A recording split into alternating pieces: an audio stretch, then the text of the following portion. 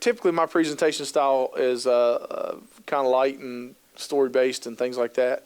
But you can't tell funny stories about trauma. I'm sorry. I mean, that's just the way it is. So the first one's pretty heavy. That's the heaviest talk I have to give all day today. So the rest of the talks are actually pretty light and easy going. So my approach with learning and workshops and things like that is that, it needs to be easy to learn. And the way you can tell if something's easy to learn is if someone says at the end of it, that went faster than I thought. That's how you know if if it feels like if someone says, man, the morning was really long, that's like not a compliment. So hopefully we're getting about 45 minutes to get to lunch, and I'm going to make sure I use that time wisely. First thing I want to talk to folks, I mentioned this earlier in the first talk, but I want to develop this concept now. One of the things I'll tell folks about when you get in this kind of work, truth, lies, and opportunity, what this talk for me was about when I first wrote it was about kind of recentering my idea of what success and effectiveness in my work is. Like, what does it mean for me to be effective in my work? And honestly, every talk that I've ever created has been just as much for me, if not more so, as it is for the folks I'm talking to. It's at some point that in my career that I've needed to kind of recenter on something, or it's a topic I was interested in. Like, for example, the one I'm doing after lunch over at the elementary is called Are You Happy and Do You Know It? And it's really about positive psychology and how we develop our understanding of positive emotion versus we know so much about depression, anxiety, and disease and disorder, but we don't know that much about the presence of positive emotion and what the benefits of it and things like that. So this one for me was kind of walking through this process of understanding how I view my work and understanding how I view effectiveness in my work. And I found that some folks in listening to this have found that it helped them as well. The first place I think is important to understand, the first place to start, is to explain to you that I didn't start in this field because someone I went to my bachelor's degree from Morehead State University in Kentucky. Somebody didn't come up to me and say, now, Jim Harris, someday you'll be a behavioral savant. So we have special classes that you're going to take, and you're going to be this special person. No, not the case. You want to know how I started working with kids? I was at Morehead State, and I went there obviously to go to college, but also went there to play football. And I played a defensive end on the college football team, on the football team. And I realized pretty early that I like to eat a lot. And the money that I had to eat with wasn't always enough to feed me. So I needed to get a job. I needed to get work. So I went and I asked if we were allowed to get jobs, and we were allowed to get jobs. But the thing was you had to get jobs that fit the schedule. So during season, of course, you couldn't work, but in the off season you could work and things like that. And so I was asking around, and I was trying to figure out a place where I could get a job. And folks said, well, what kind of job you want? And I said, I don't know. At that time, I majored in psychology. I said, I want to major in psychology. And folks, one of the guys I was talking to said, well, there's a place not far from here where they keep bad kids. I said, okay. And he said, they're always looking for people to work there. So I go to this place, and I walk in. It was a juvenile group home / detention facility. And I walk in, and the executive director looks at me and says, are you here for the direct care job? I said, yes, sir. I didn't know what a direct care job was. I just knew I needed a job, and whatever he wanted to call it was completely fine with me.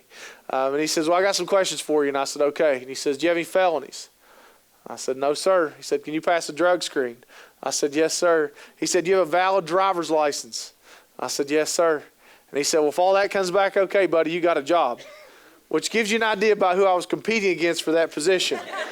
If those are the three questions, right? Felony, drug screen, and a license, which, I still to this day believe if I'd got 2 out of 3, I still would have got the job, right? They're like, listen, buddy, we'll look over that felony. As long as you can just keep your screens clean and drive that van around with the kids in it, we're good to go. So he says, well, let me show you. We'll talk to you about what you're going to do. You work 3 to 11. 3 to 11 shift, he says we call it the mom and dad shift because you get them when they get out of programming. You make sure they do their chores. You make sure they eat dinner. You make sure they do hygiene. And you do all these kinds of things. He says, but I'm going to tell you one of the most important things you're going to do. And he takes me out. And he says, this is the rec area. It's a big grassy area with basketball courts. And he said, one of the most important things you're going to do every day is rec. And he says, because we've learned that tired juvenile delinquents don't cause as much trouble, which is true. Actually, tired any kind of child doesn't cause as much trouble. That's why I believe your first behavioral strategy with kids should be wear them out first, right? Make them move, keep moving around, get their neurology all out, get some of that extra energy out. So He said, but so you're going to come out here, kids are going to play, you're going to play basketball with them, run around, make sure everything's going well. And he says, you see that fence over there, son? I said, yes, sir. He said, something you need to remember, though. No kids get over that fence. I said, okay. And I guess I must have looked at him puzzled. And he goes, you must be one of those college kids that has to know why you do stuff. And I said, you seem pretty serious about that fence. He goes, well, I'm dead serious about that fence, son. He says, because if a kid gets over that fence, I have to fill out what's called an MUI. A major unusual incident. Doesn't that sound awful? MUI? It's like an asteroid hits the earth or something. So he says, I got to fill out an MUI and I got sent to the state. If the state gets enough of those MUIs, they will come visit my facility. So let me help you understand something, son. Nobody gets over that fence. So I wish I could tell you I started working in this field because I nurtured the hearts and minds of the children of tomorrow. But my first role in working with kids was I was a goon. I ran kids down, I tackled them, and brought them back to where they didn't want to be. And being a defensive end on a college football team, I was actually pretty good at it, right? I knew about angles and where to put my head and all that stuff. I was pretty aware of it. And I played a fair amount my freshman year, and I ended up starting my sophomore year. And I firmly believe I started my sophomore year because I spent the entire offseason chasing and tackling people that are trying to escape. Because in football, it's different. You tackle somebody in football, you get to everybody blows a whistle, we all call truce for just a minute, we go back and we get in a huddle, we make a plan, and we give another go at it. And an escape attempt, when you get on the ground, we're just getting started, right? This is just when now teeth are involved. So I had a level of enthusiasm with my ability to tackle that I brought into my sophomore year that was something exciting. But I can remember something that happened to me, and some of you maybe you had a similar experience to this, but I can remember we had a kid that was in a situation, we ended up in a timeout room. The timeout room was, if you just think about this size, room about this size off of the side of the screen. Wrestling mat floors, wrestling mat walls, the encased lighting that's yellow because it melts the plastic, gets so hot in there, right? And then you got the big, huge wooden door with the small steel and reinforced window.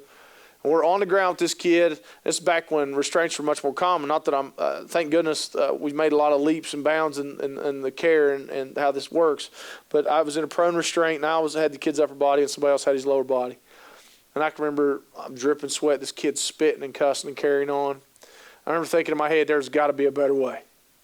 And honestly, I was 19 years old at the time. I didn't know what the better way was. I just knew that it was exhausting to do this. Now, I would be lying to you if I told you there still aren't situations, whether it be in different types of institutions where kids don't need some sort of physical, or adults too, some sort of physical support to keep themselves safe.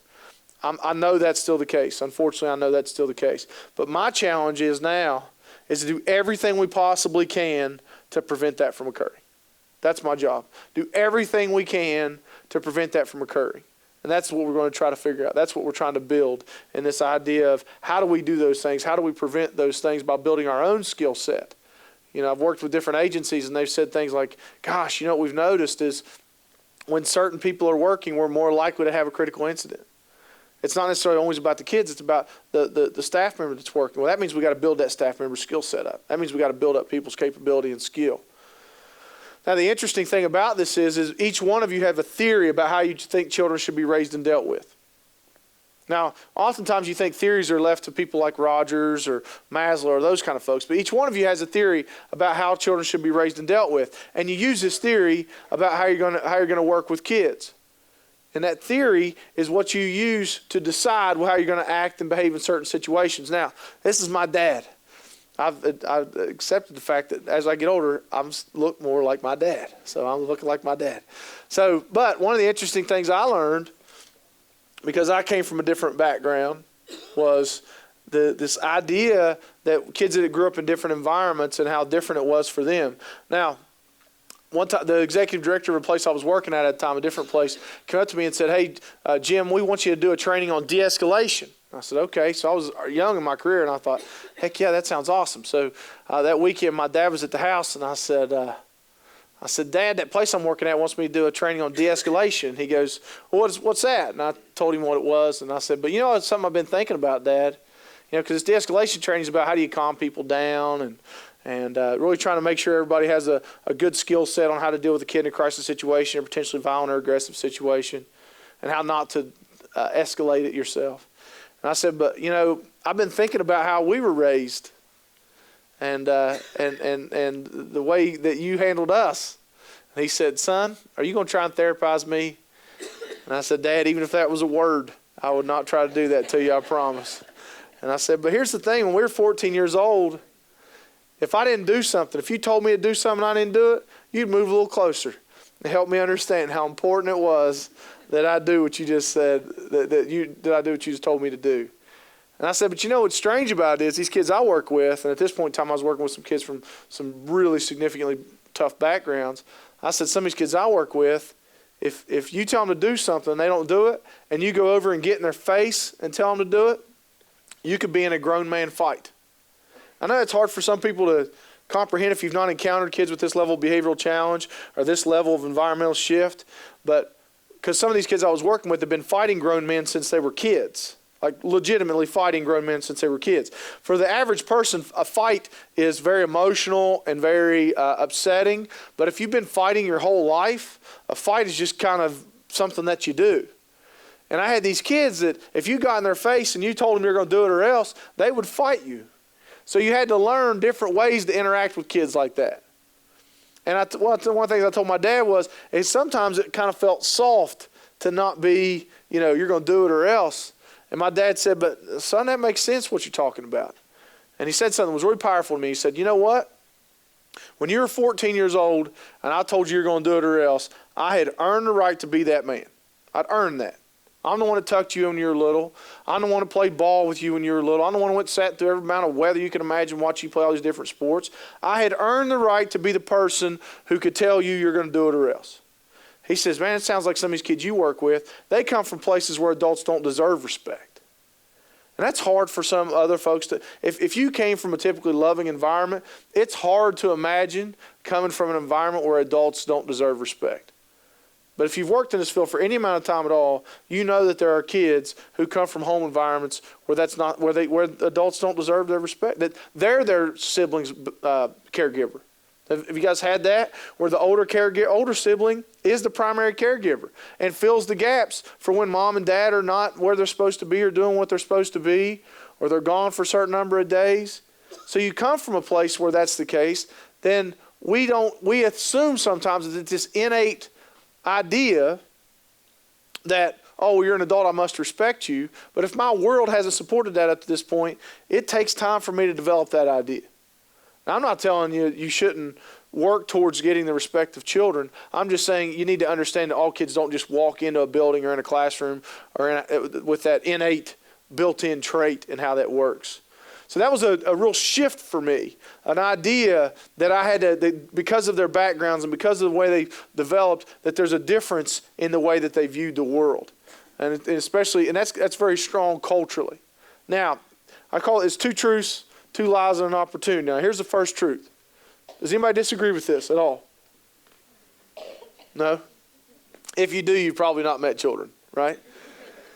This isn't meant to be derogatory towards children at all. Not at all. What this is based on is an actual developmental connection that you have with children, which is they are born with the ability to control and upset you.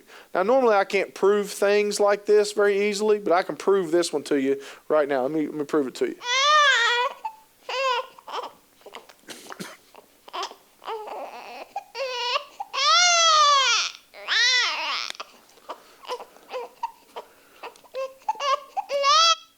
That's enough, right? All right, here you go. Good therapy question. How does that make you feel? How you feel? Anybody feel anything? Stressed? Yeah. Anybody want to move? Feel like that? Like you got agitated? Right? You know what that is? And here's the thing. Your body became upset, which meant it triggered the basic fight or flight response in your body. I triggered an automatic response in your physiology with a Google image baby and an iTunes cry. Completely artificial situation. No babies were harmed in the creation of that slide. It is really just artificial stimulus, but it shows you how powerful that stimulus is. Remember I talked in the first talk about your old crap button. Well, your old crap button, what's interesting about the amygdala or the old crap button is this. It decodes or responds to a child in distress almost identically as if you are being threatened. Now think about that for just a second. What that says. It responds to a child in distress as if you are being threatened, or almost identically as if you're being threatened. So what that tells you is the way your brain is set up is to respond to the care of a child as if you are being physically threatened, because your body's whole job is to keep you alive. What's interesting about that is just as much a part of your body's job is to help keep children and babies alive. Even, for example, I'm sure it's not a stretch for a lot of you, especially with your own children. If you saw your child was getting ready to, for example, heaven forbid, get hit by a car, would you push your child out of the way and allow yourself to be hit by the car? Of course you would. Most people would even do that with a child they didn't even know. Why? Because the drive to care for children oftentimes will even supersede your own drive for survival. Now, that's a big fancy brain picture. That's the one I like to use right there. That's my favorite one, right? I drew that on my iPad with Doodle Buddy. That one has too many other things on it. I like that one. And plus you can do that one with that one. So what happens is you have that reaction, that emotional reaction. That's how children are designed to control and upset you. How about that? What's that do for you? Yeah? Let me tell you something right now. If you did not smile at this picture, you're a sociopath. No further testing necessary. If you don't smile at smiling babies, you got serious problems in your life, right? And that's probably one of the best looking kids you've ever seen in your life, I'm sure too, right? Because that's my kid, right? That's Cody. Cody's now 6, but he's not nearly as cute now. So we use that picture still. That's the Cody picture because he's not quite, he just keeps talking more, and that was kind of the peak of the good times right there.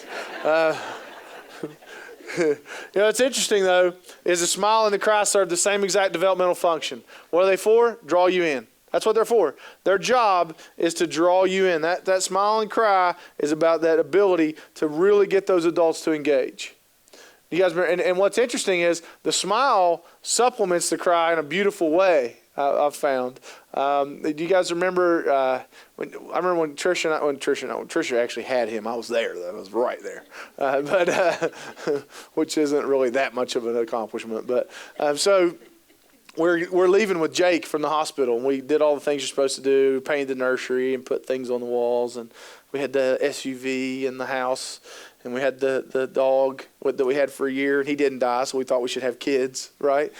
So we go back, and you know how it is, and you take the baby home, and especially me, I was a little bit hypervigilant about taking care of the baby, like reading everything. At that point, I'd already worked with early childhood stuff and behavioral challenges. And my wife's a principal now, but was a teacher at the time. So we're like ready, like let's go, let's raise a healthy kid.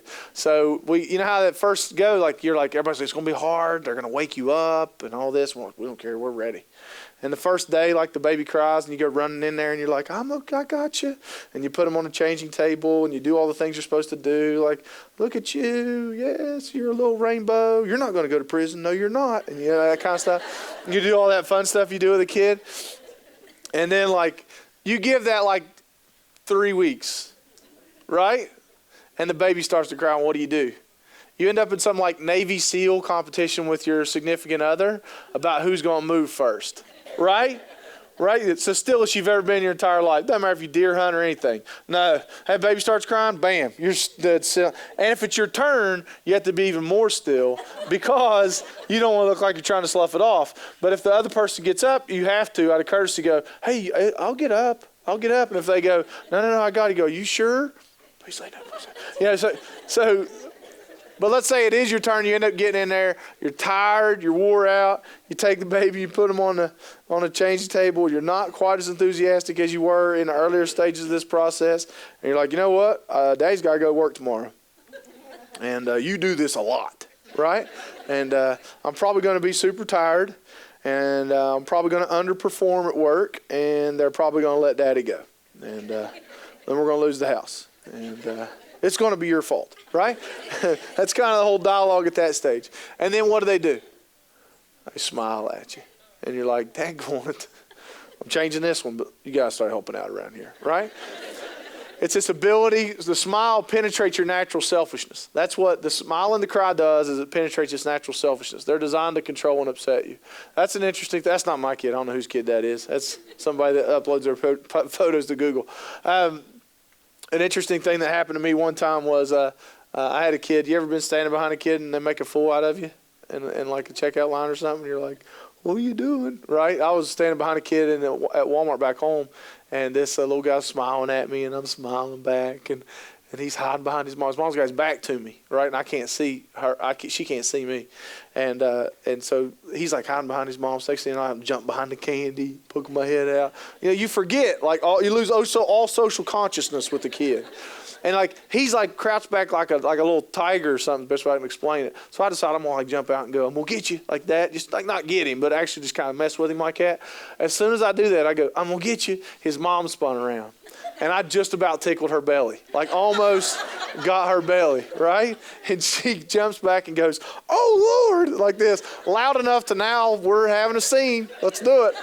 And the only thing I could think to say, you know how like in a stressful situation, you don't know. The only thing, and I knew what I meant by this. I did. I knew what I meant by this. I said, ma'am, I'm a professional. Right? Like she's supposed to be, I knew what I meant, but she was going, oh, professional tickler, sir, I did not realize. I am so sorry. You just tickle away. But anyways, kid made a fool out of it. My dad likes in those kind of situations to say to me, how's those degrees helping you now, son? And you ever have one of those moments like you've been to school, you've studied this stuff, and you walk out of a situation and you're like, holy crap. I'm awful, right?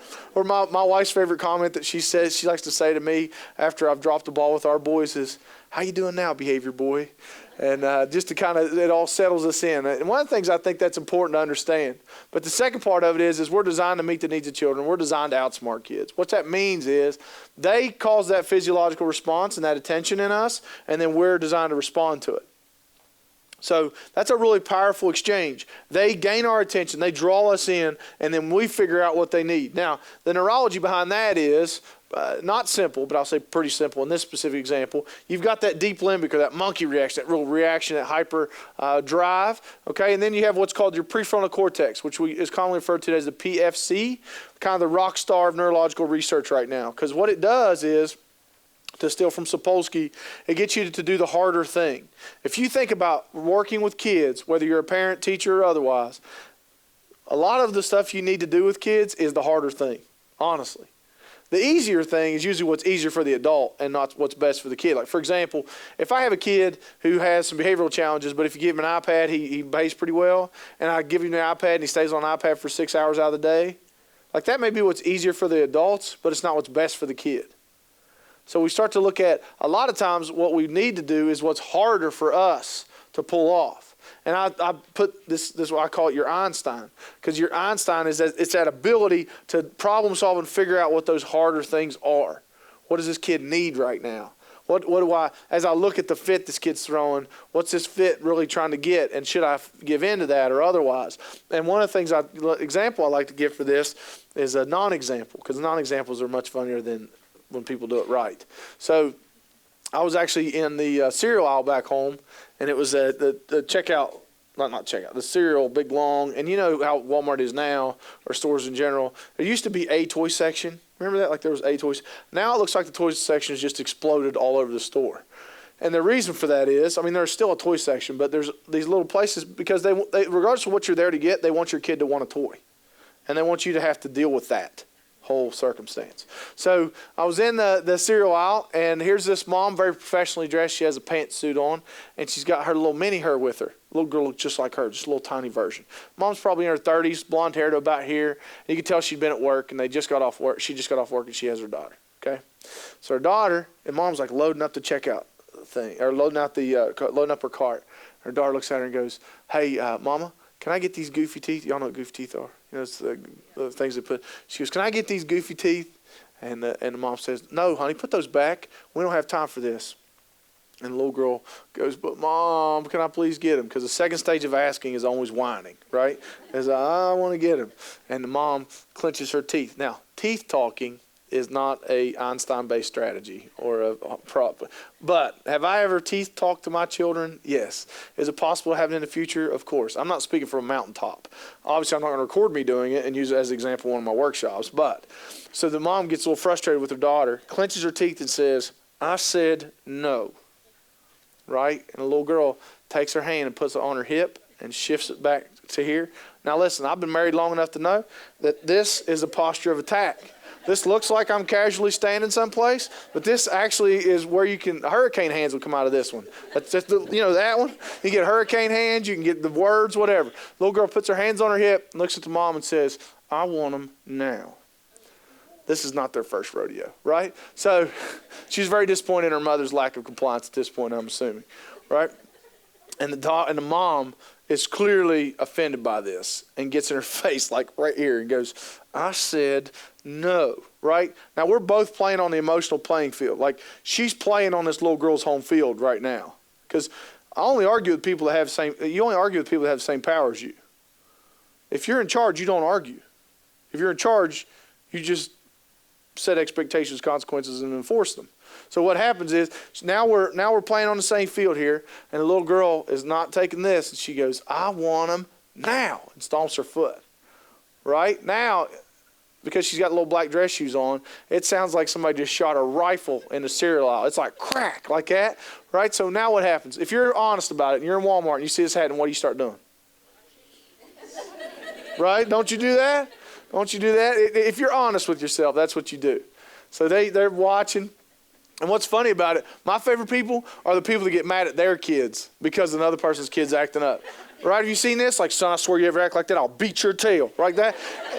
And the kid doesn't even know what's going on. He's just walking like, Mom, I love you. I don't know what's going on right now, but please don't hurt me. Right? And then the people that have already raised their kids, y'all are no help at all. You know why? Because you'll come over and offer no help at all. You just lean on the bread, right? And be like, already raised mine. Just gets worse. Right? Like, 10-4, thanks for the help. Appreciate the support, right? So now this mom's embarrassed. That's where kids get you. You got to think about this. Kids get you when they embarrass you. That's one of their biggest things because they socially isolate you and your brain goes into a crisis state and then you can make bad decisions. So the goal is to acknowledge when they get you there and Einstein your way out of it. To be like, you know what? Now I was working with a mom one time and we actually went into Walmart and worked with her son and his ability to deal with no. And before I could see the stress in the mom's face as we were walking in, she goes, what if he melts down and starts screaming and everything else? And I said, well, whoa, let's check something real quick. Are we going in here to build lasting, loving relationships with other Walmart shoppers? Or are we going in here to help your son learn how to deal with no? And she's like, I never thought of it that way. I'm like, who cares what the other Walmart shopper says? You're trying to raise a kid. You got to take his kid home, right? I mean, ideally. You got to take this kid home, right? So we started talking about what that's going to look like. So the mom's now embarrassed and she's letting the emotions get her. So the mom says, I said no, and slaps her hands together, which makes absolutely no sense. And the daughter falls on the ground, starts screaming and crying. You don't love me. You hate me. You're so mean. And what does the mom do? She steps over top of her daughter, right? Now everybody's watching. Everybody's watching, right? Even the people. Now you're not even rude for watching. It's just your human responsibility to watch right now. And the mom's over top going, I can't believe you after all the toys we buy you and all the little poor kids and all this kind of stuff. Now I always ask people, what do you expect the kid to do right then? What do you expect? You expect her to stand up and go, you know what, Mom, I'm glad you brought that up. I'm so disappointed in myself. I didn't even think about all the little poor kids that don't have toys. You know, I need to go home and think about what I've done. I really do, right? That's not, no. So the girl continues to throw her fit. The mom continues to be upset. She hangs out in that monkey brain way too long. Goes over, grabs the goofy teeth, and throws them in the cart. I know. I was on the other end of the aisle like behavioral health Superman, like, no, don't do it, right? Because I'll see her in therapy when she's 16. That's when we'll see her. But the idea is, now here's the thing. That's tough. That's tough. Has anybody, now obviously we know what the harder thing was, is what that little girl needed was to be able to deal with the disappointment of not getting what she wanted. And that's an important skill for kids to develop. That the easier thing was to give her what she wanted, but the harder thing would have been to help her deal with the disappointment of getting, and in the mom's defense, of course, she, after work, we're in what we have to watch, we can get in what we call a halt state. Hungry, angry, lonely, or tired. From addictions work, that's where that originally came from. If you are hungry, angry, lonely, or tired, all of them or just a few of them, your ability to problem solve is significantly reduced. So you got to think about that for yourself. You got to be thoughtful of that. Whether you're teaching or whether you're parenting, be careful of your halt state. That'll get you in trouble if you're not careful. So let me defend her for half a second. How many of you with your children or someone else's has not done the exact right thing in a situation, even remotely similar? If you would raise your hand for me. Okay, yeah. If someone that you're sitting beside did not raise their hand, they'll lie about other things too. I'm just going to tell you that right now. Because anybody that's been around kids for any amount of time knows we dropped the ball. Even the best of the best dropped the ball. And part of this is, the thing I like to go back to is, we know, and this is kind of the recalibrating point. Children are designed to control and upset you. You're designed to meet their needs. You're going to swing and miss on some of them, but the goal is to go, what did I do wrong that time? What does my kid need me to do next time? Not what does the world want me to do? What does my kid need from me next time? That's what I find helps me a lot as a parent, is what do my sons need from me next time? Not what would be socially acceptable, but what do my sons need from me next time to be better adults? And I'll talk about that later on. Excuse me, the talk I'm giving this evening called So What's Wrong with Kids These Days? And what I tell folks about is I'm not raising kids at my house. I'm raising adults, because I don't want 24-year-old kids living in my house. I want 24-year-old adults living in somebody else's or their own. So my mindset about that is, what do my kids need from me in order to be adults, not necessarily to be happy kids? So one of the things that I think is so important about that, though, is the connection between our work is so powerful. Because if you work with kids, you are connected with what I would argue is one of the most basic human drives, which is to care for kids. Now, what's interesting, I was speaking in Snowshoe, West Virginia, and a lady came up to me at a Head Start conference, and she said, we got this kid, and he's got this behavioral challenge and this behavioral challenge. He's being raised by his grandmother, and we just really struggle with him. And she goes, you know what, I should just go get the teacher because I'm just an aide. And I said, don't ever say that again, in the nicest way I could. And she goes, what do you mean? I said, you know how many kids' lives are better because of just an aide, just a bus driver, just a Sunday school teacher? I said, part of the trouble with that is we devalue our work, which then takes away our thoughts of how effective we can be. And that's a big push. And understanding is, if we're not careful, and I know this is the case in society a lot, and I've felt this, especially my bachelor's and master's are in social work. I remember even in my bachelor's degree, I had a guy that was majoring in psychology say to me one time, he said, you social workers better learn about those problems or learn about those programs, because you're going to qualify for them when you graduate. And I remember thinking, dude, I'm going to make so much money, and I'm going to take pictures of it and send it to you every month. But it was this idea of that social work was a second-rate profession.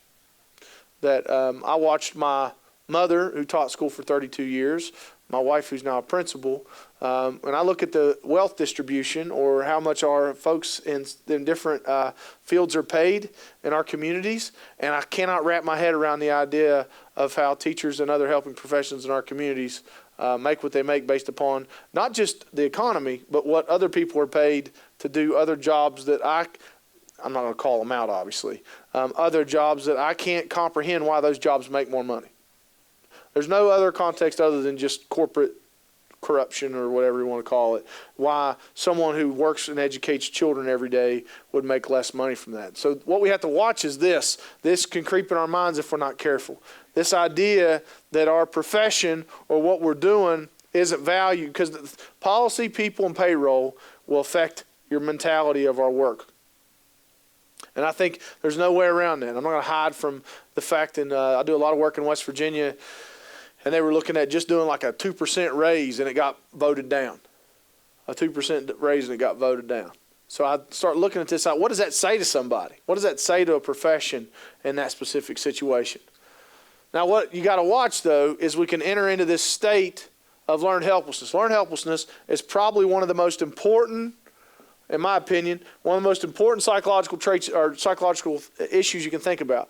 Learned helplessness is this: when a person or an animal stops trying to achieve or execute a specific goal or behavior because they no longer believe they can affect their own outcomes. It's when you just quit.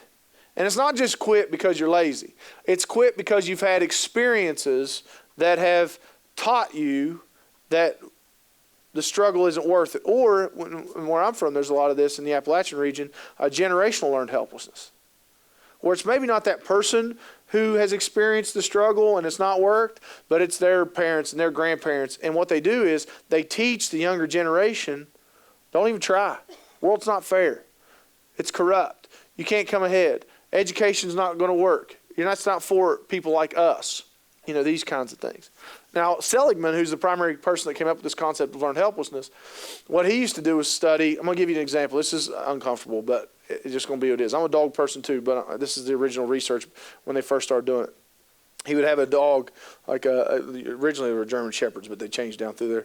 But there's a table, like a vet table, and there's a little, like a petition, and then there's another side, like another vet table. And this side of the vet table, they could introduce a mild electric shock. Not like it was just enough to make them uncomfortable, but it wouldn't harm them physically or change their biorhythms or anything. So they would shock the dog. And the dog would jump the petition to get to and they would show the dog. If you jump the petition, you get to the other side and there's no shock on that side. So they'd shock, the dog would jump. Shock, the dog would jump. So the dog has understood that I can affect my outcome by doing this simple behavior. And then what they would do, and this is the uncomfortable part, they would strap the dog down and introduce the shock. And what would the dog do at first? What would it do? It'd struggle, right? Because it was still under the belief that I can affect the outcome of this. So they put them on a shock schedule, which meant every so many seconds they would get shocked again. What do you think changed about the dog's behavior? What did it start to do? Quit struggling. Did it quit struggling because it suddenly got lazy? Or why did it stop struggling? Yeah, it didn't work anymore. And the human body or the brain and body will stop doing things that don't work. So everything we're doing works on some level. It's hard to sometimes identify what it is. But so then, this was the interesting part. Then they take the straps off. And they shock the dog, and what happens? Sit still. And the challenge with this is, it's not because they weren't uncomfortable. It still had a level of discomfort to it. It's because when you're in a stressed and a state where you feel like you can't affect your outcomes, you start to become even less in tune with changes in your environments, because hope is based on perspective. But if my hope, and a very innate biological hope, if my hope's gone, then I'm not even looking for a way out. Why? Because it's just what I am. This is where I'm at. And what was interesting, this is one of the things that shocked the researchers, was when they would go to try to help the dogs and try to show them that they could get loose, guess what some of the dogs would do? That's right, either growl or bite them, which seems completely ridiculous. Why would that be the case? Well, the problem is if I'm in a stressed state, if I'm in a state where I'm really stressed, then everything becomes a threat. When I'm stressed, everything's a threat. I don't have time to do benefit of the doubt kind of things. I'm stressed, everything can potentially hurt or harm me. So if you come to me, I'm going to assume you're trying to hurt me, so I'm going to try to bite you. Because I'm not sitting there thinking, this person might be helpful. No, if I'm in a stressed state, everything's a threat.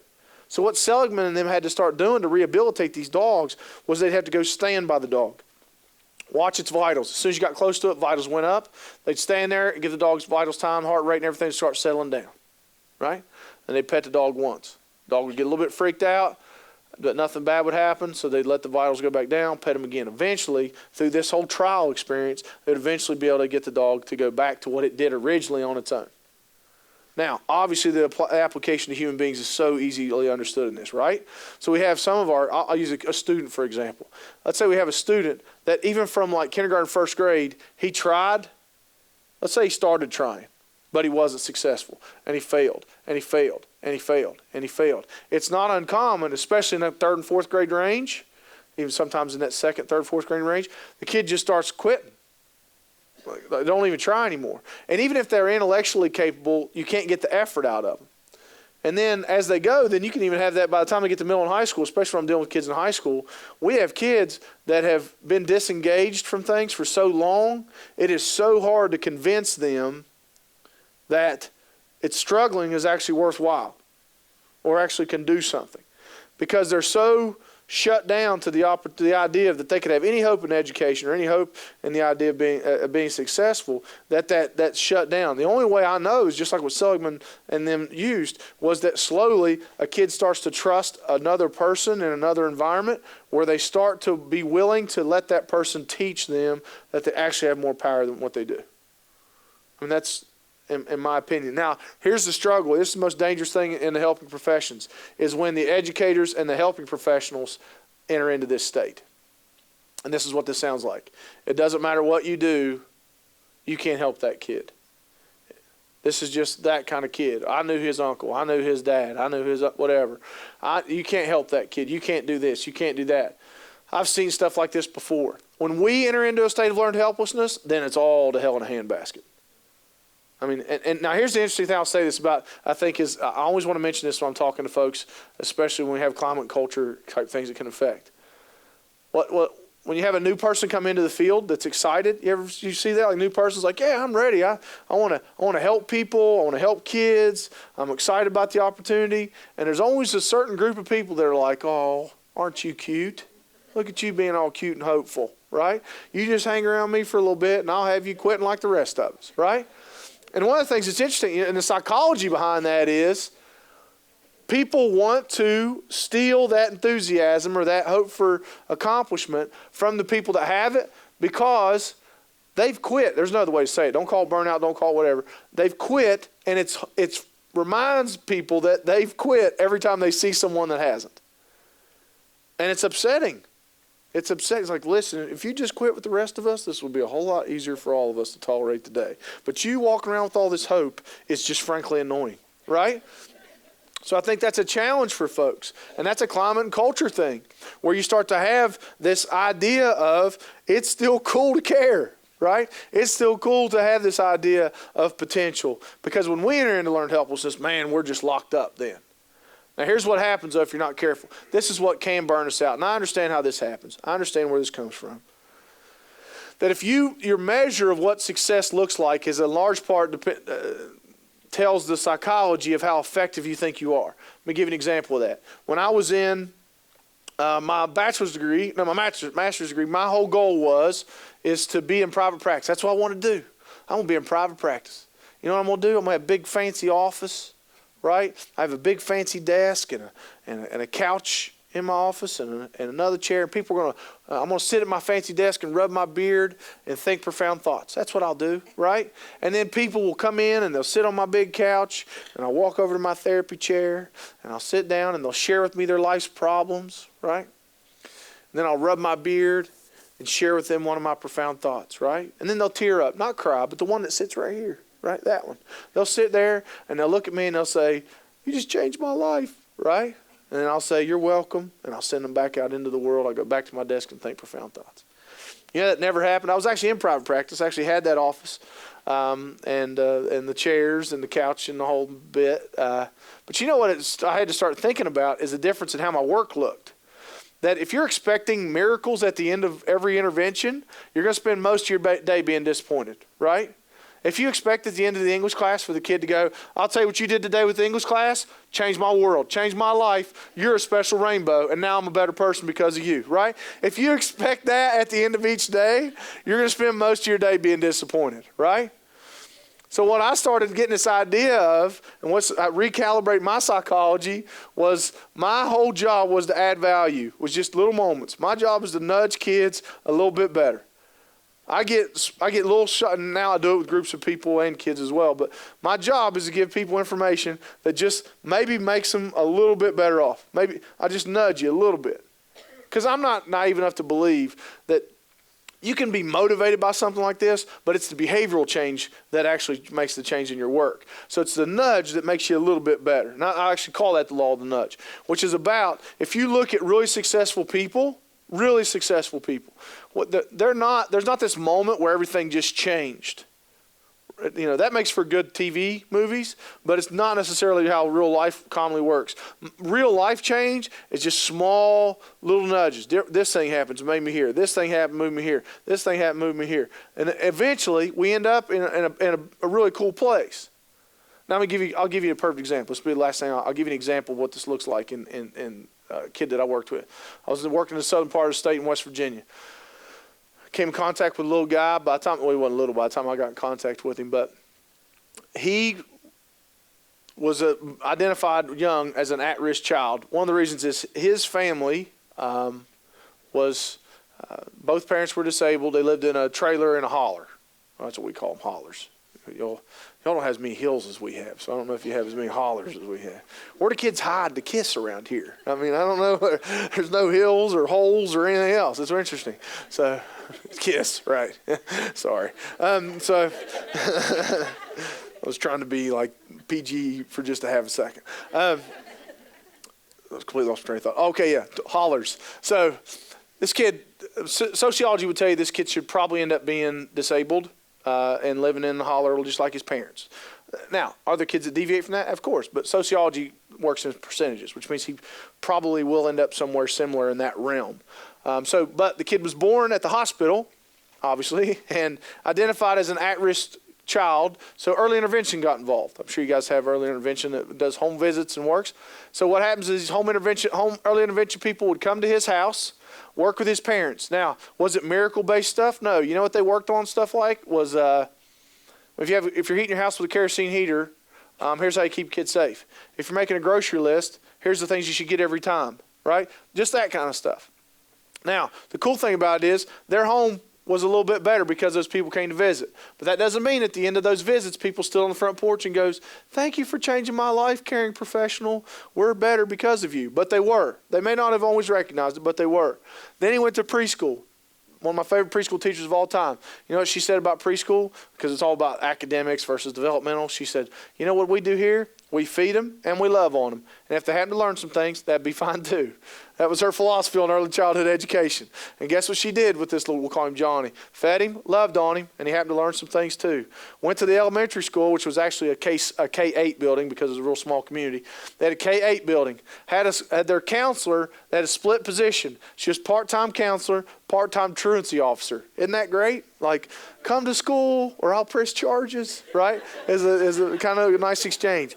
And I love this lady to death. She scared me. She was smaller than me, but I wouldn't mess with her if I had a stick. She would go to people's houses. She had a breakfast club. If your kid didn't show up for school that morning and they were a truancy risk kid, she would go to your house and beat on your door. And I was with her one time and she's yelling in the house, "I can hear y'all moving in there.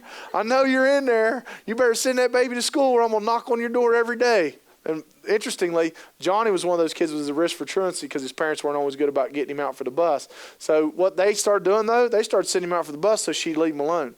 And guess what? He came to school. He got a little bit better. Limped his way into high school. And I mean that literally. Limped his way academically into high school. Eventually, because he was sophomore, was when you could get into the vocational program. Got into the electrician's program at the vocational school. And this was Johnny's exact. He goes, "For the first time in school, I was good at something." This teacher that he had was a retired master electrician who went back to get the certification to learn how to teach vocational school. This was his exact words: "Love this guy to death. He was country as a dirt clod." And he said, "I'll tell you what." He said, "A lot of people complain about what's wrong with these kids, and I figured, well, hell, I should do something about it." He says, "I know how to do this. I got enough money." And so what he did was went and taught this class. Now, he was not a warm fuzzy at all. He was like, "What in here can kill you? And if it doesn't kill you, I will." But he taught, and one of the things they did is they had a project in their community where people donated materials, and the vocational school would build a house and donate it, kind of like Habitat would do. So all the different disciplines would come in, build the house, and they would donate it. And the teacher recognized really quick that Johnny was sharp, but electricity just made sense to him. He was really good at it. And eventually started taking him on side jobs in the summer. And what ends up happening was, now Johnny is a master electrician. Now, I don't know, y'all know about master electricians, but they do pretty well for themselves, right? He goes to Oklahoma, he goes to Texas, he works in these big different factories and mills and does all this different stuff. Now, here's what's interesting about, we don't hear as much about this stuff because it's not like, you can't make a Lifetime movie out of Johnny the Appalachian electrician, right? Be like, "Look at him wiring up that house. That's so special." I mean, I'd watch it, but it's not dramatic enough, right? It doesn't have that same catch that every Lifetime movie has, right? Because here's the thing, because it doesn't seem like it has that pivot, that moment. But the idea, though, is, and this is the thing, real change happens in your community. Same thing here in Taylor County as anywhere else. Is what you have, is what you hope, is that you have a system in your communities that your professionals are nudging families and kids to just be in a little better place. There's no grant the feds have that they're going to give you next year. It's going to fix every problem you have. It's going to be a combination of what you have and enough people that see their role in this, that know, all right, I'm preschool, I hand them off to the elementary school. I'm the elementary school, I hand them off to the middle school, so on and so forth. Or I'm a community partner, my job is to support the school and figure out how to support the family at the same. And slowly, what we all do is you nudge that kid, and your hope can be is that they're here instead of where sociology tells you they're supposed to end up. That's how community change happens. It's not as sexy as some of the other examples or some of the stuff you see on grant applications or Hallmark movies, but it really is how true, meaningful community change happens. That's how we bring the whole standard up. And the thing that I'll give you this and let you go eat is love the idea, embrace the idea that you're a nudger. That'll make keep your sanity in check. I firmly believe it keep your sanity in check. Because then when you look at it, when kids set foot in your room that day, you go, all right, my job today is just to nudge kids a little better. My job today is to nudge kids. If I'm standing out here and kids walk in the building, my job is to nudge them. How am I going to nudge them? I'm going to greet every one of them by name. Might shake their hand. I'm going to nudge them to be in a little better place. If I'm a helping professional, I'm going to talk to some parents tonight. I might make them a little bit better. I'm going to nudge everybody to be in a little better spot. And the part about that is it's a privilege to be that in our communities. You should don't feel like you're you should get a cape and all that. I know a lot of times in these kind of talks, people could pat you on the back. Not that I don't think you deserve that, but I think some of that gives you kind of a martyr kind of feeling and gives you kind of a victim state. The more effective way is, gosh, I get to be this person. I get to nudge people. I get to be someone who can't walk through the store because 15,000 people yell across every aisle like, it's Mr. Such and Such or it's Mrs. Such and Such, right? That's a privilege to be that kind of person in your community. Cool? All right. Privilege to hang out with you guys. Appreciate you coming for the breakout session. Go grab some lunch.